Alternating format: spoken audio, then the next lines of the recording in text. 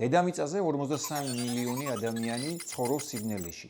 ანუ მათ არა აქვთ ხედველობა რაღაც მიზეზების გამო. აქედან პაციენტების ნახევარზე მეც ვიზუალური კორტექსი, ანუ ხედველობის ქერქი შენარჩუნებული აქვს და მათ ხედველობა არა აქვთ ან თვალის, ან ხედველობის ნერვის დაზიანების გამო.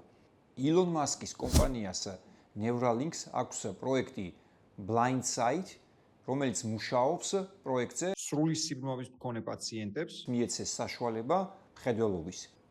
ამ პროექტის გასაგებად აუცილებელია ვიცოდეთ თუ როგორ ხდება მხედველობა. გარემოდან მიღებული სინათლე და გამოსახულება ბადურას და თვალის საშუალებით გარდაიქმნება ელექტრონულ სიგნალად და ეს ელექტრონული სიგნალი მხედველობის ნერვის საშუალებით მიეწოდება კეფისწილში არსებულ ვიზუალურ კორტექსს, ანუ მხედველობის ქერქს და იქ ხდება გამოსახულების აღქმა.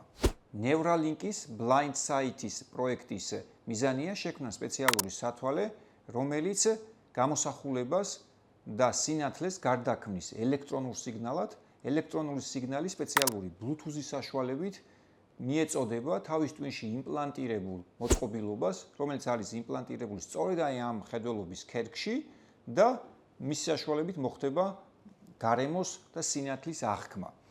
ეს პროექტი FDA-ის მიერ აღიარებულია როგორც ეგრეთ წოდებული Breakthrough Device-ის სახელწოდებით, ანუ ჯერჯერობით მას კლინიკური მტკიცებულება არ აქვს, თუმცა FDA დაჩქარებული წესით განიხილავს ამ პროექტს. ანუ შესაძლებელია მომავალში იმ ადამიანს, რომელსაც რამოდენიმე წელი საერთოდ არ უნახავს სინათლე, მიეცეს საშუალება მხედველობის. ამ დროს შეიძლება ადამიანს გაუჩნდეს ფოსფენები, ანუ სინათლის წერტილების ან გაელვების შეგრძნება, მაშინაც კი, როდესაც თვალში სინათლე საერთოდ არ შედის. თეორიულად, რამოდენიმე ფოსფენების გაერთიანებით შეიძლება მივიღოთ დაბალი გარჩევადობის გამოსახულება, დაახლოებით ისე როგორც რამოდენიმე პიქსელისგან შექმნილი აწყობილი გამოსახულება. ანუ მომავალში შეიძლება არა თვალით, არამედ პირდაპირ ტვინით შევძლოთ ხედვა.